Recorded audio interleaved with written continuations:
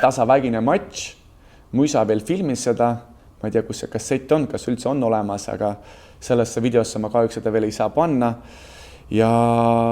lõpus oli siis nii naljakas oli, et 3 raundi korda 1 minut oli selline lühike aeg, mille jooksul ma ikkagi väga väsisin ära ja lõpus mul siis tõsteti käsi ja